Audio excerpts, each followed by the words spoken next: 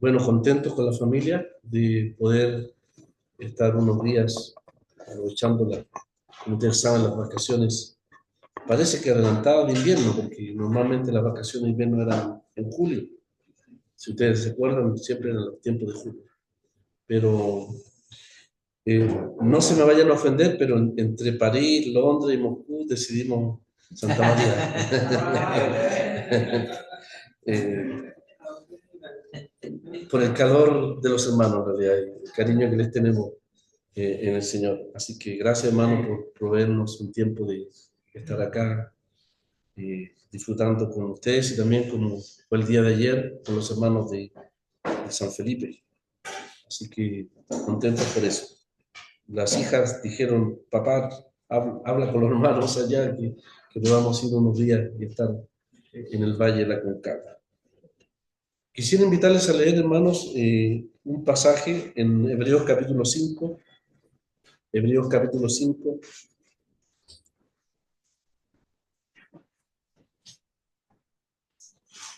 En realidad capítulo 4, verso 14. Yo no sé si en otra ocasión hemos hablado de este tema acá, pero como siempre decimos, siempre la palabra tiene algo, si no es nuevo, algo que nos refresca, sobre todo este tema tan importante. Aunque sé que los hermanos acá ya por varios años, con el tiempo que tiene el Señor, conocen este tema, pero creo que es necesario recordarlo siempre. Y es el tema del trono de la gracia. Es el tema del trono de la gracia que el escritor a los hebreos nos presenta aquí en esta porción, desde el capítulo 4, verso 14, hasta el 5, verso 10. Entiendo que toda esa porción habla de las cualidades, ¿no es cierto? Podríamos decirlo, de las cartas credenciales que el Señor tiene para ser nuestro gran sumo sacerdote. Verso 14 entonces dice, por tanto, Hebreos 4, 14, por tanto, teniendo un gran sumo sacerdote que traspasó los cielos, Jesús el Hijo de Dios, retengamos nuestra profesión, porque no tenemos un sumo sacerdote que no pueda compadecerse de nuestras debilidades, sino uno que fue tentado en todo según nuestra semejanza, pero sin pecado.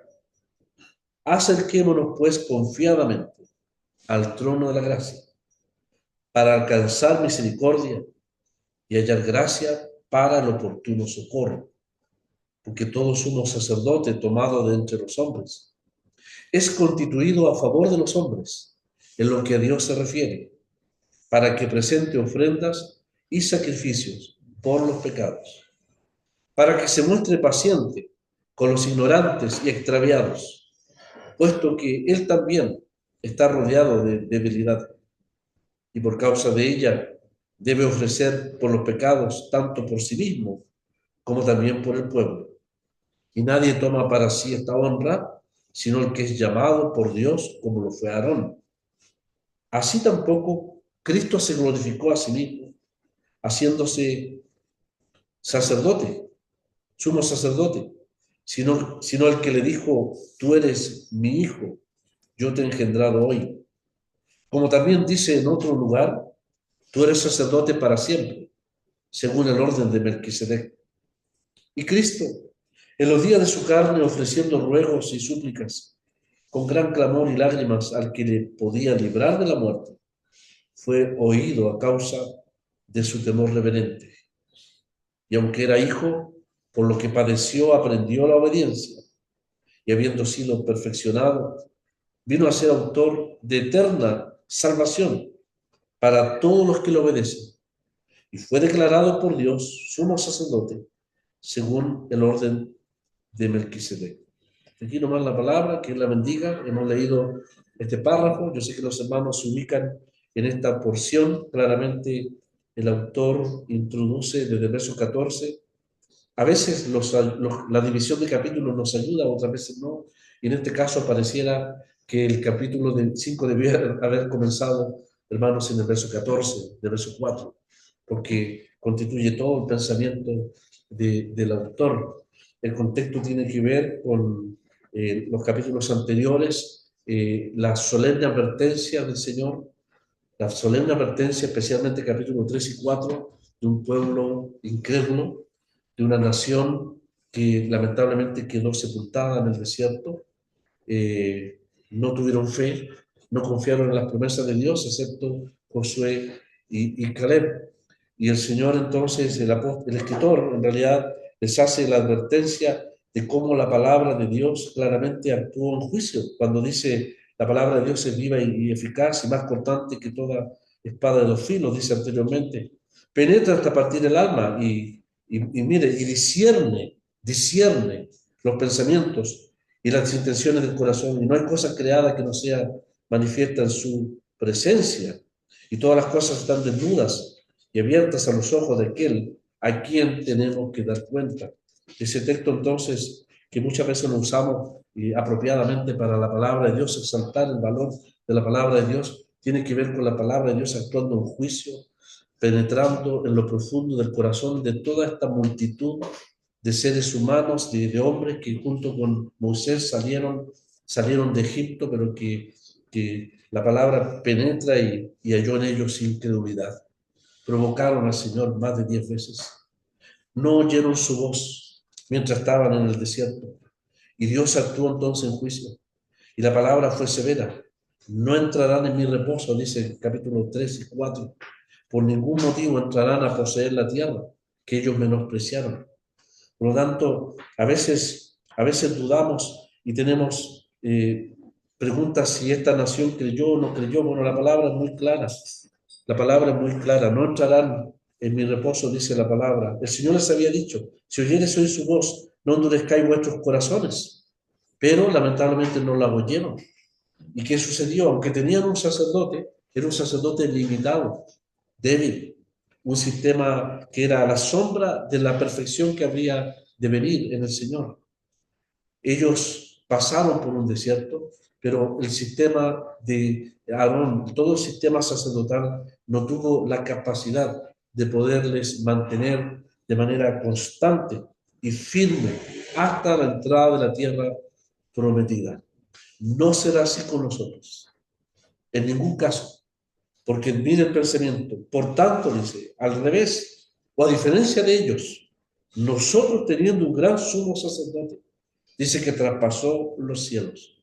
Y a partir entonces del verso 14 hasta el 5:10, el autor a los Hebreos va a presentar lo que podríamos llamar las cartas credenciales, las prerrogativas de ese gran sumo sacerdote que es garante, en primer lugar, de nuestra salvación eterna, que es garante de una permanente comunión con Dios a pesar de nuestra realidad de pecado, de nuestra debilidad propia en nuestro caminar como peregrinos, que es garante de la entrada a algo superior a la tierra prometida terrenal, sino al, al disfrute de las promesas que Dios ha dado en Cristo a favor de su pueblo. Hay un contraste total entre los capítulos 3 y 4, que son la amarga experiencia de una nación que se rebeló, de un sistema sacerdotal débil, de sacerdotes que también son pecadores y que por la muerte no podían permanecer. Hay un contraste tremendo entre lo que el Señor Jesús se constituye aquí de parte de Dios como este gran sumo sacerdote que nosotros tenemos. Y este es el tema, hermanos, que quisiera compartir con ustedes. Quiera el Señor usarlo para nuestro provecho espiritual, por lo menos una parte hoy día, y el próximo viernes, Dios mediante, seguir hasta donde el Señor nos permita. Quiero presentarles un bosquejo.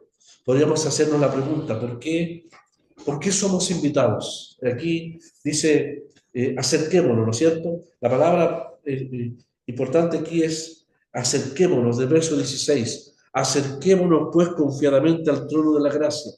¿Por qué somos invitados a acercarnos a un trono de la gracia? Bueno, en primer lugar, porque allí vamos a encontrar a un sumo sacerdote superior. Cristo Jesús le llama el Hijo de Dios. Somos invitados a acercarnos al trono de la gracia porque vamos a encontrar un perfecto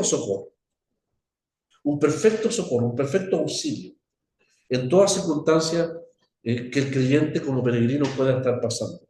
Eso lo declara el verso 14 al 16. Ahí está el perfecto socorro, en el perfecto lugar que es el trono de la gracia, y con un perfecto sacerdote, que es nuestro bendito Salvador.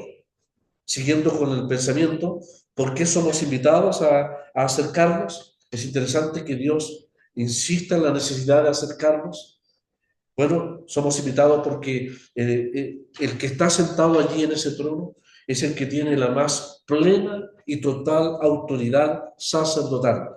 Eso se ve del verso 5 al 6, del verso 1 del capítulo 5 al 6, encontramos que podemos acercarnos confiadamente porque el que está sentado allí tiene la más plena y perfecta autoridad de parte de Dios. A diferencia de la debilidad que va a mostrar los primeros 3 versos de los sacerdotes arónicos, el Señor va a tener y va a ser presentado aquí como aquel que tiene la más plena autoridad sacerdotal. Y si ustedes se fijaron, el escritor a los hebreos va a usar 2 poderosos textos de la palabra de Dios para reforzar la autoridad total del Señor, la superioridad total del Señor como sumo sacerdote. El famoso Salmo 2 y el famoso y más que famoso, conocido Salmo 110. Para los judíos, para los hebreos, no hay duda que estos 2 pilares sobre los cuales descansa el sumo sacerdocio del Señor, Salmo 2 y Salmo 110, son los 2 pilares que aún el judaísmo tendría que reconocer como la base superior sobre la cual el Señor ha sido constituido como el sumo sacerdote para siempre. El escritor a los hebreos, ustedes lo saben, ¿no es cierto, hermanos? Está tratando de reforzar la idea de que lo que tenemos en Cristo, el cristianismo, tiene algo infinitamente superior al judaísmo. Que aunque los vestidos de gloria y hermosura visibles del templo de Jerusalén, que parece que estaba todavía vigente cuando se escribió esta carta, pudiesen tener gloria, pudiesen ser impresionantes, pudiesen tener toda una historia, ¿no es cierto? Todo un trasfondo de historia en la nación de Israel. Todo aquello son sombras en comparación a la autoridad que el Señor tiene basado en la palabra de Dios. En tercer lugar, entonces, ¿por qué somos invitados a acercarnos a este trono de gracia? Porque el que está sentado allí, aparte de ser poderoso para socorrer, aparte de tener toda la autoridad divina como sumo sacerdote, él tiene la más perfecta simpatía, la más perfecta comprensión. Vamos a ver que del verso 7 al verso 9, el autor presenta las cualidades del Señor, no solo su autoridad, sino que las cualidades del Señor como aquel que vivió un proceso de formación, vivió una experiencia de obediencia, pero que sobre todo fue perfeccionado en lo que nosotros necesitamos. Y ahí va a aparecer la palabra simpatía, que si bien es cierto, no aparece en la Biblia, pero sí aparece ahí en el verso 15 cuando dice que tenemos un sumo sacerdote que puede compadecerse de nuestras debilidades. Es la palabra simpatía. En el castellano la entendemos. O quizás podríamos a lo mejor entender algo de esa simpatía. Esa capacidad que el Señor tiene de poder comprender, entender perfectamente, no solo por su omnisciencia, sino por su experiencia real de ser humano, de hombre, que estuvo sujeto también a las experiencias propias nuestras, excepto la del pecado. Toda experiencia humana del creyente, del justo, del redimido, del peregrino, del extranjero, en este desierto en que estamos, toda experiencia espiritual, física, debilidad, dolor, prueba, tentación, oposición, sufrimiento, todo eso lo experimentó el Señor, excepto el pecado. Y vamos a ver que Dios le preparó para ese propósito. Y finalmente, y parece que el autor vuelve a reiterar la autoridad del Señor ahí en el verso 10, cuando dice, y fue declarado por Dios sumo sacerdote según el orden de Melquisedec. Finalmente podemos acercarnos porque él tuvo una investidura oficial. Él fue oficialmente declarado por la divinidad, por Dios mismo, como sumo sacerdote según el orden de Melquisedec. Y no sé si vamos a poder contemplar o considerar algunos aspectos de ese orden de Melquisedec, los hermanos lo han estudiado, pero me encantaría quizás recurrir en la próxima reunión a la experiencia tan extraordinaria que Abraham tuvo, ¿no es cierto?, de encuentro con ese personaje bíblico que encierra todas las características de un sumo sacerdocio superior, ¿no es cierto?, que Dios ya estaba considerando del principio de la Escritura a favor de nosotros. La misma experiencia de Abraham con Melquisedec es un reflejo de lo que el Señor también hace por nosotros, ahí sentado a la diestra de Dios a favor de nosotros. Hace mucho tiempo atrás me tocó ir a una clínica y yo sé lo que voy a contar, ustedes lo saben, pero quiero usarlo como ilustración. Me tocó ir a una clínica llamada la Clínica de la Visión, algo así, en Viña del Mar, llena de lujo, ¿no es cierto? Llena de, como son las clínicas aquí en Chile. Pareciera que uno paga por entrar por la puerta, y aparte pagando por la puerta. Eh, Necesitaba operarme de mi estrabismo, que ya era grave. Y me atiende una doctora. Cuando uno va hacia un médico, uno considera, confía que la persona que lo va a atender es una persona que va a hacer un trabajo. Bien, me atiende, me hace los exámenes de rigor, pero no me dio seguridad cuando me dijo, mire, le vamos a operar un ojo, pero por si acaso pudiese haber algo, esta cosa puede valer más, puede valer mucho más. Y eso me causó una tremenda desconfianza. Cuando entré a la consulta de la doctora, vi detrás los cartones, ¿no es cierto? Los títulos. Uno lo primero que ve es los títulos. Graduado en la universidad tanto, con máxima, con excelencia. Uno quisiera ver eso, ¿no es cierto?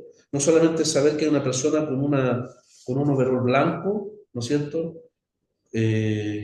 Propio de un médico, sino que quisiera ver su respaldo, dónde se graduó, cuáles son sus créditos, ¿no es cierto? ¿Cuál es su experiencia?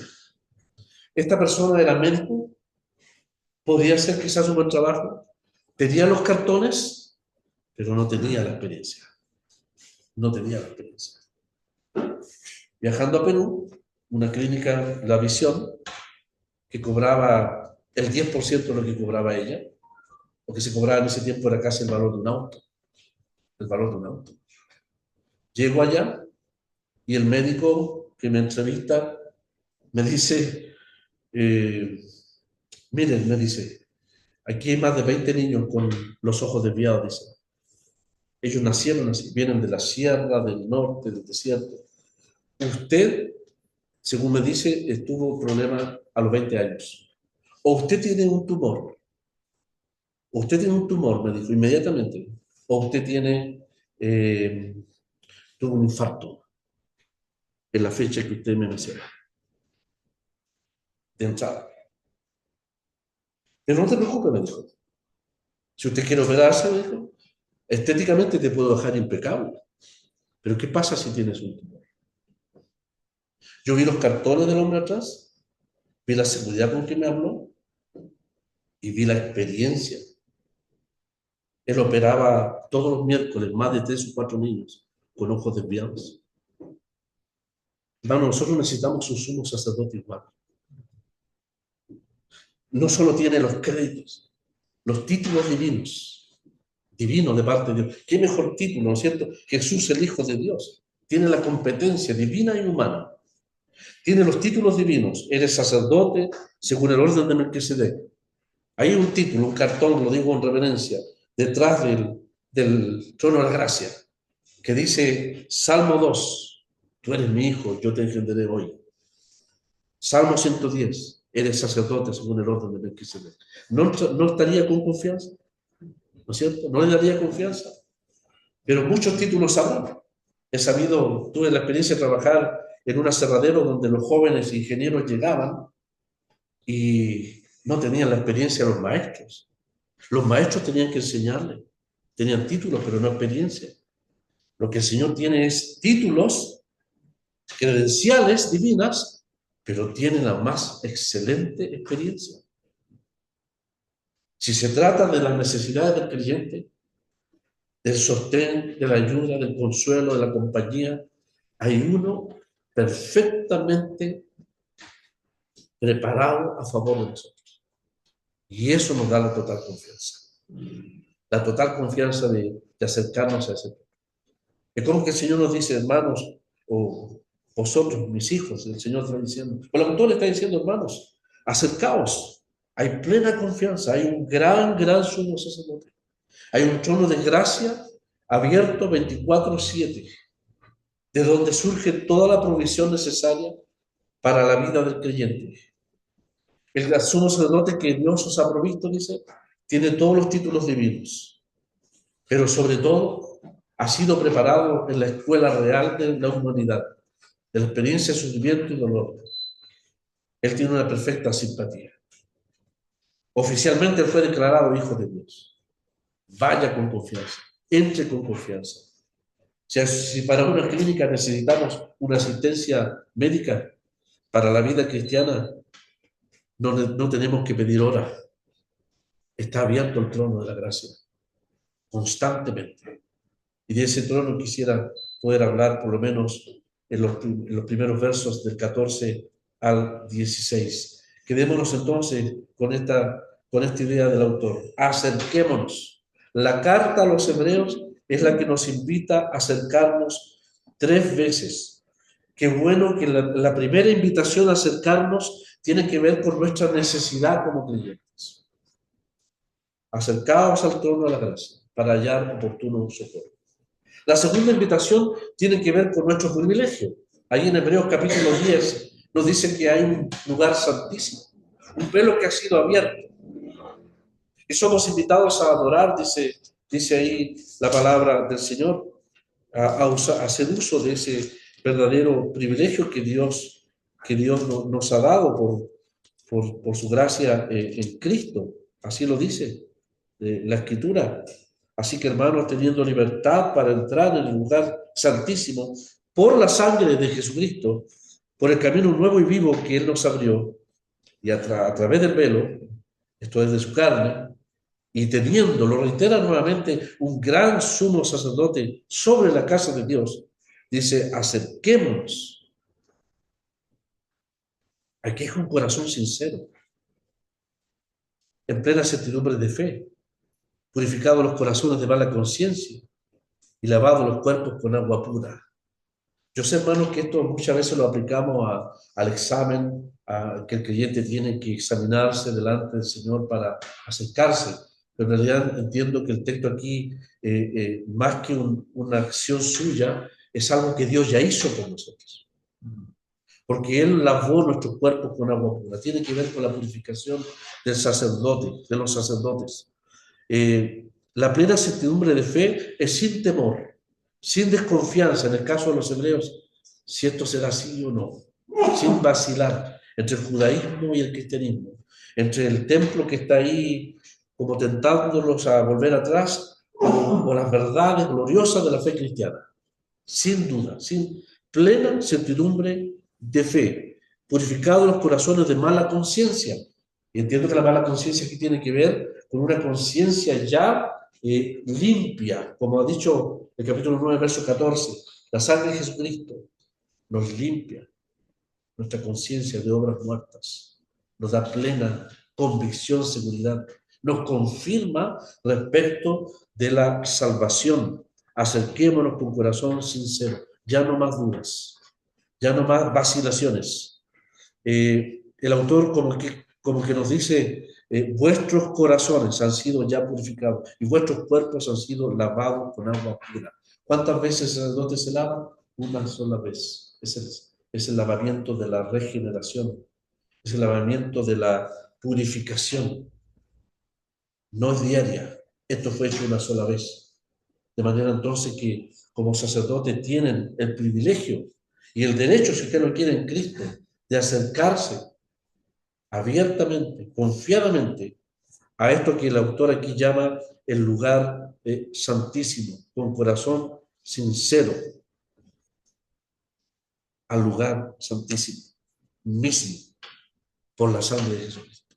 Entonces, el segundo acercamiento tiene que ver con ese privilegio que tenemos. Y en el capítulo 12, verso 22, cuando habla de la ciudad celestial, el autor dice, sino que os habéis acercado al monte de Sión, a la ciudad del Dios vivo, Jerusalén, la celestial, a la compañía de muchos millares de ángeles. Entonces, la tercera invitación o confirmación de nuestro acercamiento es a la Sión celestial. Esa es nuestra posición. Está nuestra necesidad, el trono de la gracia. Está nuestro privilegio, el lugar santísimo, el lugar santísimo. Entramos por la sangre de Jesucristo, hemos sido bañados, lavados, nuestras conciencias descansan en una obra consumada para siempre, ¿no es cierto? No tenemos duda del valor sin igual de la obra de Jesucristo. Con un solo sacrificio hizo perfectos para siempre a los santificados. Eso es lo que los hebreos tenían que aferrarse a esa verdad. No más vacilación, no más dudar. Afuera, fuera, dice, salgamos fuera, dejar atrás toda posibilidad de volver a las sombras, ¿no es cierto? Lo cual significaría una tremenda afrenta, un tremendo insulto a la gracia de Dios y a la obra de Cristo. Es la invitación final del autor. Pero el capítulo 12 va más allá y nos dice que nosotros ya hemos sido acercados por esa misma sangre a la Sion celestial. Entonces, Hebreos es la carta que más invita a que el creyente haga uso de ese privilegio. ¿Por qué? Vuelvo a preguntar, ¿por qué el autor tiene que insistir en la necesidad de acercarnos? Es que nosotros sabemos cómo somos. A veces somos confiados en nosotros mismos. A veces somos negligentes. A veces tenemos voluntad propia. Tomamos decisiones. Podemos hacer el servicio de Dios dependiendo de nuestras propias capacidades. Podemos ser negligentes en la necesidad de estar dependiendo completamente del Señor. Usted mismo, pregúntese, ¿cuánto hice uso hoy día del privilegio de entrar en ese trono de la gracia? ¿Cuánto invoqué el nombre del Señor? ¿Será que me tomé el café y salí volando? ¿Será que la dueña de casa empezó inmediatamente a hacer las actividades, prendió las noticias, ¿no es cierto?, de la mañana? Y como muchas veces, a veces lo hacemos y olvidamos el tiempo, ese tiempo precioso, o más que el tiempo, esa instancia preciosa de comunión, ¿no es cierto?, a los pies, si usted lo quiere, de ese trono, en comunión con nuestro gran sumo sacerdote. Es 24/7. Nunca se abusará tanto de hacer uso de ese trono. Las puertas siempre están abiertas, porque siempre hay necesidad. Tanta necesidad hay, tanto así es que ese trono está abierto. Nunca dejamos de tener necesidad. Somos débiles, somos vulnerables, somos frágiles, débiles, algunos aquí extraviados, no significa en el término grosero, sino extraviados de que hemos perdido la senda, ¿no es cierto? La senda de la voluntad del Señor, de la dirección del Señor, otros ignorantes, no lo sabemos todo, necesitamos sabiduría de parte del Señor, estamos rodeados de debilidad, de fragilidad y vulnerabilidad. Y a veces nos osamos o nos atrevemos a dejar y descuidar este privilegio tan grande que es estar permanentemente en ese ámbito del trono de la gracia.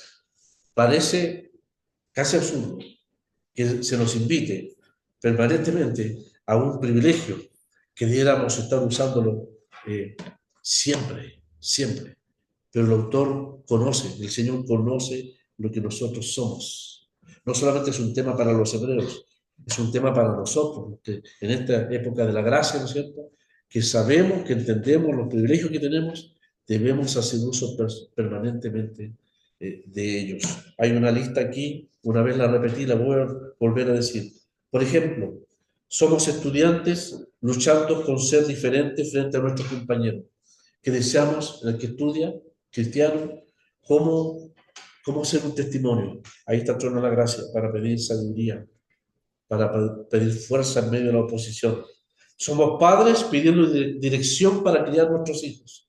Tenemos hijos inconversos Tenemos hijos creyentes algunos, otros inconversos. Hay un trono de la gracia que está siempre dispuesto para la guía, para cómo guiar a los hijos rebeldes y cómo guiar a aquellos que profesan ser salvos en las cosas del Señor. Somos padres pidiendo dirección, o más bien dicho, esposos también, que pedimos dirección para fortalecer nuestros matrimonios, nuestra vida matrimonial. Estamos en el trono de la gracia, llenos de debilidad, conscientes de nuestra necesidad. Estamos en el trono de la gracia a veces y lo necesitamos para situaciones puntuales, auxilio, auxilio, ¿no es cierto? Socorro, habla la palabra del Señor. En muchas situaciones, hermanos, sufren día a día cargas por dolor físico, enfermedades, debilidades. Hay otros en pruebas, hay otros en necesidades. Hay despensas vacías, hay zozobras financieras. Hermanos, la vida está llena de necesidades. Pero para toda esa situación, el creyente tiene abierto ese trono de la gracia. Por eso somos invitados a hacer uso. Nunca seremos demasiado osados. Una vez lo dijimos, la fe nunca es demasiado osada para Dios. No hay engaño en pedir, cuando es realmente lo que el Señor sabe que necesitamos para nuestra salud física, salud espiritual, para nuestro servicio al Señor. En el ámbito del servicio necesitamos imperiosamente ese trono de la gracia. Es imposible, debiera ser imposible, no debiera jamás cometer el error de pararse en un púlpito o un servicio al Señor sin haber estado en ese ámbito, pidiendo la ayuda y la gracia del Señor. Yo les contaba, no sé si aquí se acuerda la historia de aquel hermano de Inglaterra. Sí, les contaba la historia, que la voy a volver a repetir. Aquel eminente predicador que escribió muchos libros, Martin Lloyd Jones. Martin Lloyd Jones, predicando, tremendo ministrador. Llega a un pueblo de vacaciones, a un pueblito de vacaciones, en una pequeña iglesia, y le piden predicar el día domingo. Y él entonces displicentemente dijo, bueno, tengo una notita, un sermoncito, unos cuantos puntos aquí y allá, y listo, tengo el mensaje para el domingo. Pero resulta que cuando en el tabernáculo predicaba para 2000 personas, pasaba una semana completa orando y clamando al Señor por dirección. Cuando llega a este lugar donde está la esposa del encargado, porque así son algunos grupos, ¿no es cierto? Y uno que otro más, 5 personas, más él y su esposa, displicentemente confió en sus capacidades por lo que tenía. El Señor le habló, dijo, no puede ser eso. Así que el mismo día, no sé si era jueves o viernes, ese mismo día, en el trono de gracia, pidiendo auxilio, ayuda, para compartir la palabra de Dios. Porque tan importantes son 5 hermanos como una audiencia de 2000 personas. 2000 personas. Entonces, esas lecciones nos enseñan a que en ese trono de la gracia nunca debemos confiar, ¿no? Cualquiera sea la circunstancia, en las capacidades personales. El hermano Moore, ustedes lo he dicho otra vez, lo voy a repetir, un hombre eminente en España, que ha escrito varios libros, precisamente un comentario, lo recomiendo, Hebreos, hermano Moore, ¿no es cierto? David Moore. También no confiaba en sus capacidades. Podía tener un bosquejo, un mensaje una y otra vez repetida, pero antes de hacer un mensaje, una enseñanza, se encerraba en algún lugar, en alguna instancia, para buscar la ayuda del Señor. Aunque tuviese clara la materia en su mente, ¿no es cierto? Quería depender del Señor. El trono de la gracia es no solamente para el servicio al Señor, sino para toda circunstancia que el Señor permite en nuestras vidas. Entonces, hermanos, cuando la Biblia habla del trono de la gracia, en primer lugar, somos invitados a acercarnos allí y dentro de ese ámbito encontramos algo realmente impresionante, algo glorioso, algo glorioso. El que está sentado ahí es nuestro gran sumo sacerdote. Dice el verso 14 que traspasó los cielos. Si Aarón traspasaba los distintos velos hasta el lugar santísimo para quemar el incienso o para derramar la sangre, como era la costumbre en el día de la expiación, el Señor traspasó los velos celestiales para sentarse a la diestra de Dios. Esta expresión del autor a los Hebreos debe haber sido una impresionante revelación para todos los judíos creyentes. Esa ceremonia especial, una vez al año, con toda la solemnidad, implicaba el día de expiación para una nación, pues el Señor entró en el lugar santísimo del santuario celestial.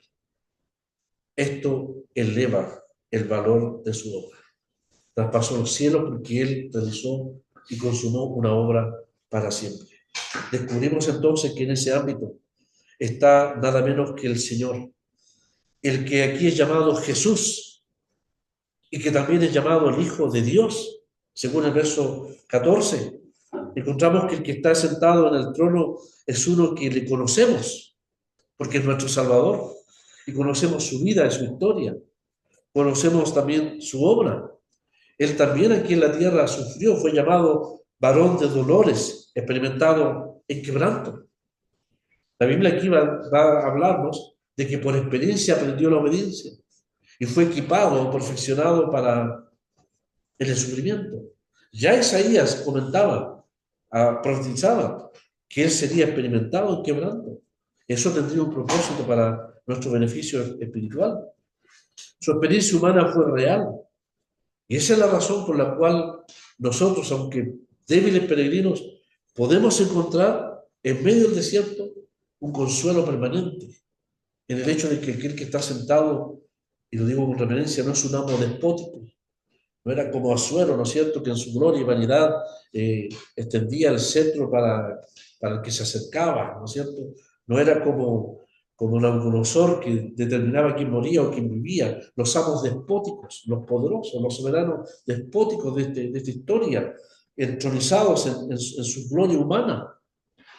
No, aquí está uno que es superior a todo, Rey de reyes, Señor de señores, pero es Jesús, el hombre, Jesús el hombre, aquel que sí supo vivir una vida de perfecta comunión con su Padre, y Él está sentado a la diestra de Dios. Él voluntariamente quiso identificarse con nosotros, tomando carne y sangre. No se avergüenza de llamarnos hermanos, dice el gran capítulo 2. Era necesario que en el capítulo 2 se hablase de la encarnación del Señor para venir a ser constituido un sacerdote con experiencia. Él experimentó una real vida humana, pero sin pecado. Es como nosotros, pero a la vez diferente de nosotros, porque Él fue perfecto.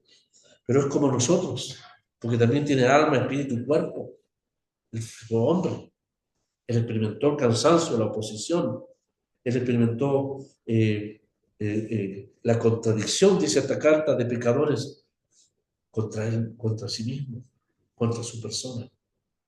Entonces tenemos a uno que le conocemos. Nunca fue vencido por el pecado, pero conoce perfectamente nuestras debilidades. Él siempre estará allí por nosotros y a favor de nosotros. Es Jesús, el Salvador, nuestro Redentor, nuestro bendito Salvador, cercano a nosotros, pero también es el Hijo de Dios, el eterno Hijo de Dios. Y aquí la Escritura, como ustedes saben, nos introduce en uno de los misterios más grandes de la Biblia. Si Dios es incognoscible, imposible es inagotable, ¿no es cierto? Es insondable. ¿Cuánto más lo es la persona del Hijo de Dios cuando se hizo hombre? A favor de nosotros. Pero qué bueno que la palabra de Dios rescata de Él aquellos aspectos humanos que son cercanos realmente a nosotros. ¿Cómo nos acercamos? Con pavor, con temor, con miedo, con inquietud, sobrecogidos a lo mejor de un terror como en el monte Sinaí. No, al contrario, nos acercamos confiados. Dice el verso 16, acerquémonos confiadamente al trono de la gracia. Hay una sangre que nos ampara. Hay un sumo sacerdote que nos conoce, que nos ama, sobre todo que nos ama, que pagó un gran precio para nuestra redención. Tenemos la libertad de entrar delante de Él con reverencia, ¿no es cierto?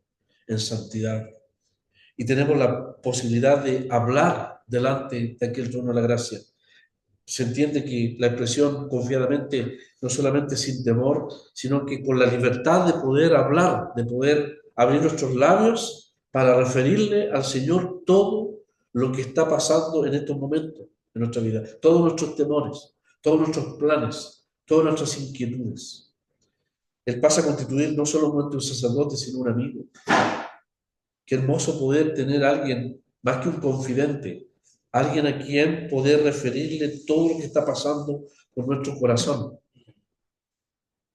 Eso es una manera de examinarnos también, de hablar con el Señor permanentemente, en todo momento.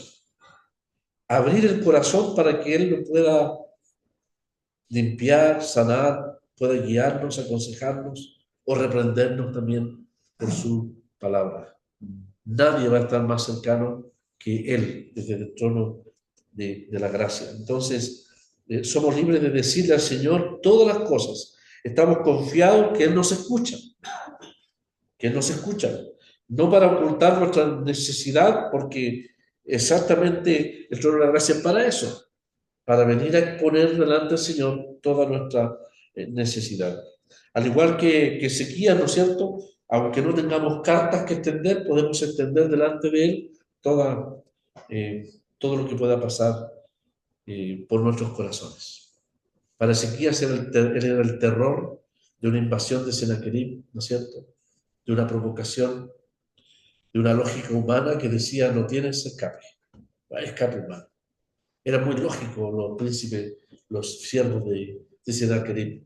Mira Laquis, mira la ciudad, mira, ninguna ha podido resistir al poder de Sennacherib. Todas han sido. ¿Dónde están los dioses de esas ciudades? Son un ejército pequeño. Nosotros somos miles y miles. Por lo menos, ¿cuántos murieron esa vez? ¿Te acuerdas, hermano? ¿Cuántos mató el ángel? ¿Quién se acuerda? Miles y miles. ¿Más de 100.000? Algo así. Vamos a tener que corroborarlo, ¿no es cierto? Una masa inmensa.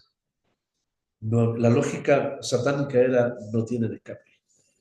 Pero, a diferencia de esa nación perversa, ellos sí tenían un Dios en los cielos y Ezequías tenía, ¿no es cierto? Tenía un lugar santísimo, había un templo ahí y donde referirle al Señor sus temores. Y el Señor le respondió esa noche y le dio la seguridad.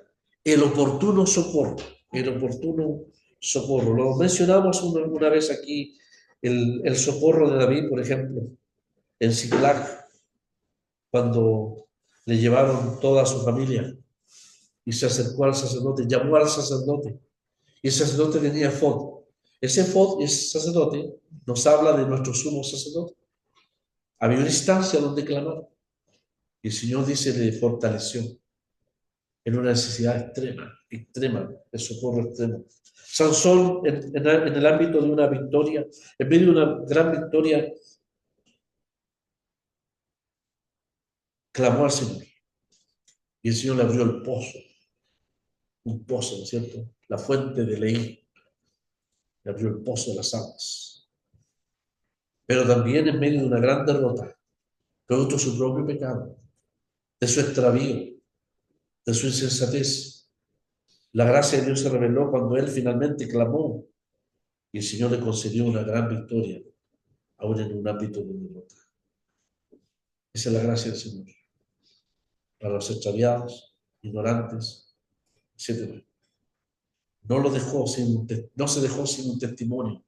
En medio de la debilidad de Sansón, Dios no se dejó un testimonio de victoria final sobre los enemigos que estaban insultando, ¿no es cierto?, el nombre de Dios.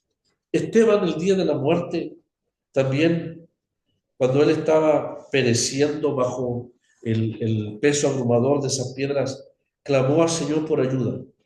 Y el sumo sacerdote en los cielos el Señor se puso de pie.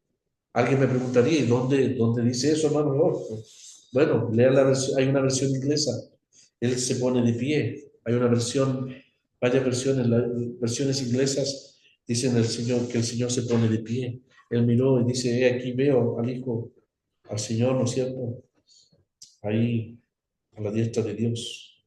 Y la idea es que Él sale a recibir el alma de Esteban en el oportuno momento de su muerte, en el momento de su muerte, el oportuno socorro, en el momento de la muerte de su mártir Esteban. El Señor parece levantarse de su lugar de privilegio para recibir a Esteban. Preciosa, preciosa figura de lo que quizás podría ser nuestra experiencia en el día futuro, si es que el Señor no viene antes, ¿no es cierto? Pero hay seguridad en aquel momento crucial de nuestra partida a la presencia del Señor. La Escritura está llena, sobre todo la historia de Israel, de momentos oportunos en que el socorro, la misericordia, la gracia, a pesar de nuestra propia insensatez, estuvo presente allí. ¿Cuánto más ahora, en este tiempo en que tenemos esta instancia abierta por la sangre de Jesucristo, y como hemos dicho, ha transformado el trono de juicio, lo ha transformado en un trono de gracia? Nos acercamos con confianza, decirle todo al Señor. Qué maravillosa experiencia de poder vivir día a día hablando con el Señor en ese ámbito de, de gracia. ¿Qué nos dispensa Dios? ¿Qué se dispensa? ¿Qué recibimos? ¿Qué Dios otorga en ese trono? Bueno, aparte de habernos entregado el todo en Cristo, ¿no es cierto? El que no escatimó de su propio Hijo, sino que lo entregó por nosotros. ¿Cómo no nos dará con Él todas las cosas? Pues también ha provisto todas las cosas necesarias para las etapas de nuestra vida que quedan por delante, las que estamos pasando y las que quedan por delante. Nos da la gracia que necesitamos para ser fortalecidos en el caminar que todavía tenemos por delante. Cuando el Señor le dijo a Elías, o el ángel le dijo a Elías, come, bebe, largo camino te resta. Y le dio pan celestial. Esas tortillas o ese rescoldo era como el maná, porque lo fortaleció, dice, fortalecido con esta comida, ¿cierto? Caminó 40 días y 40 noches hasta el Sinaí. ¿Quién le envió el ángel? El Señor. A mí me encanta esa historia, porque un ángel vino del cielo para fortalecer a Elías en la hora de mayor desmayo y desaliento de su vida. ¿Nos recuerda esto a quién? A aquel que estuvo en Getsemaní, con clamor y lágrimas, dice, que al igual que Elías, pero perfecto siervo, perfecto salvador, necesitó también el consuelo y la fortaleza de un ángel del cielo. Cuando los hombres fallan, los recursos de Dios siempre están dispuestos. Y si Dios tiene que usar un cuervo, lo va a usar. Si va a tener que usar una viuda, lo va a usar. Y si fallan los instrumentos, los recursos humanos, un ser celestial está dispuesto para alentar y fortalecer al deprimido, desalentado, desanimado Elías. Pero le dice, todavía te queda largo camino en el servicio al Señor. Lo mismo sintió nuestro amado Salvador. Vamos a llegar quizás el próximo viernes a ver la experiencia del Señor. Planteo una pregunta. ¿Por qué el Espíritu Santo, cuando nos habla de los días de su carne, cuando nos quiere presentar estas cualidades, estas prerrogativas, estas credenciales del Señor, de su perfecta experiencia, de su más perfecta experiencia como ser humano, probado en todos los ámbitos a favor de nosotros? ¿Por qué parece rescatar en los 30 años de los días de su carne un evento específico? La mayoría concordamos quizás en que el verso 7 se está refiriendo a Getsemaní. A Getsemaní. ¿Por qué no el Calvario, sino a Getsemaní? El Calvario es una experiencia propia de él, única, exclusiva del vicario, del Señor en su muerte vicaria. Pero Getsemaní parece ser la instancia donde el Señor experimentó la absoluta soledad a favor también de nosotros. En el Calvario Él fue desamparado por Dios. En Getsemaní fue desamparado de parte de los hombres. No había consuelo. Está en la profundidad de su agonía, en la profundidad de su angustia. Está en la expectativa terrible de la muerte que encierra todo, la muerte física, los encargos, el desamparo de parte de Dios. Todo aquello se agolpa, como bien lo graficaban antes algunos hermanos, como una pesada piedra, como la prensa de aceite, ¿no es cierto?, que presiona las aceitunas con el peso gigante de una piedra, una presión tan grande que llegó a lo profundo de su alma. ¿Por qué Getsemaní? Quizás en la instancia donde plena y final, donde nuestro gran sumo sacerdote Jesús fue probado, fue puesto en la experiencia de soledad, de angustia, de aflicción, de padecimiento. Por eso es cercano a nosotros. Por eso es cercano a nosotros. Él estuvo solo para que ninguno de nosotros experimentase la soledad absoluta. Él estuvo en la angustia para que ninguno de nosotros sucumba a la angustia. Él experimentó la debilidad, la agonía, para que ninguno de nosotros agonice por su vida, por sus pruebas, sus aflicciones. Al contrario, descanse en la capacidad que Él tiene para alentar nuestro corazón. A mí me alienta el hecho de saber que si Él quisiera cambiar mis circunstancias, tiene el poder. Es el Hijo de Dios, es omnipotente. Pero si no quiere hacerlo, tiene la simpatía, tiene la capacidad de acompañarnos en medio de la prueba. Él pidió a Dios ser librado de esa copa. Pero la voluntad de Dios fue pasar y beber la copa. Y Dios le fortaleció en medio de esa prueba suprema. ¿Cuánto más ahora Él, a la diestra de Dios, con perfecta simpatía y poder, puede también ayudarnos, sostenernos y acompañarnos en todas circunstancias de nuestra vida? Él fue capacitado para eso. Gracias a Dios. Confiamos en su trabajo porque nosotros somos sacerdotes. Tiene los cartones y prerrogativas divinas y tiene la más perfecta experiencia.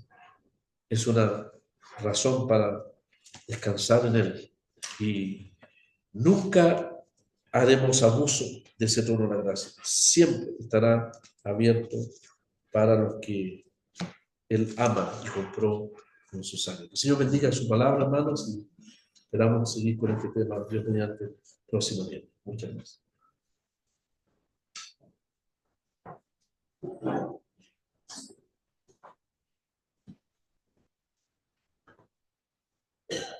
¿Podemos, hermanos? Padre nuestro que estás en los cielos, estamos agradecidos por todas las bendiciones y los cuidados que tú tienes para con nosotros. Gracias te damos, Padre, porque podemos acercarnos confiadamente al trono de la gracia, ya que tenemos un Salvador tan grande, un sumo sacerdote que va más allá, nuestro Padre Celestial, de todo lo que podemos entender. Y gracias te damos, Padre, y queremos encomendarnos en tus manos, pidiendo que nos guíe, nos fortalezca, nos bendigas, en el nombre del Señor Jesucristo. Amén. Amén.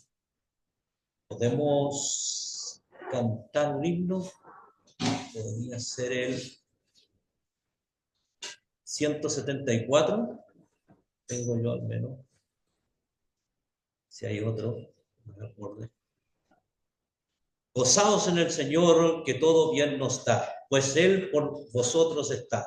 Redimidos por su sangre, ¿de qué tenéis temor, siendo Jesús el Redentor?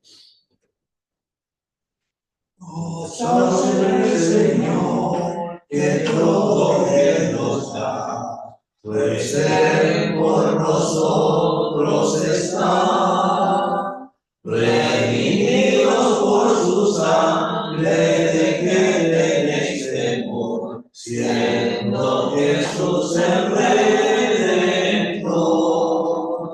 Si Dios es por nosotros, si Dios es por nosotros, si Dios es por nosotros, ¿quién será en contra? ¿Quién? ¿Quién? ¿Quién? ¿Quién será en contra de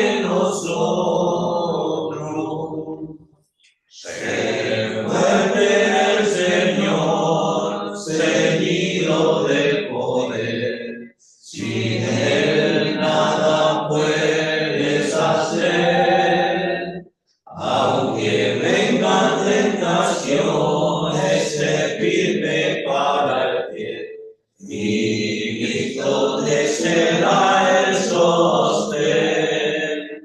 Si Dios es por nosotros, si Dios es por nosotros, si Dios es por nosotros, ¿quién será en contra? ¿Quién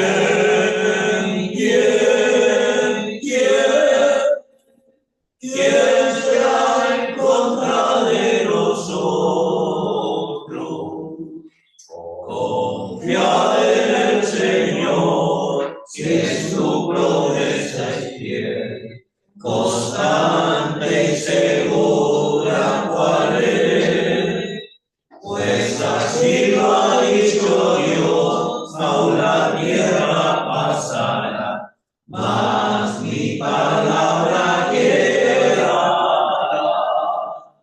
Si Dios es por nosotros, si Dios es por nosotros, si Dios es por nosotros, ¿quién será en contra? ¿Quién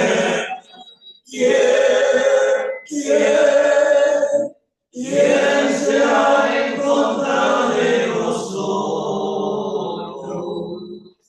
Está en el Señor, gozaos de su bondad. En él solo hay seguridad. De su mano arrebatar a quien él confiará. Nunca jamás terminará. Si Dios es por nosotros, si Dios es por nosotros, si Dios es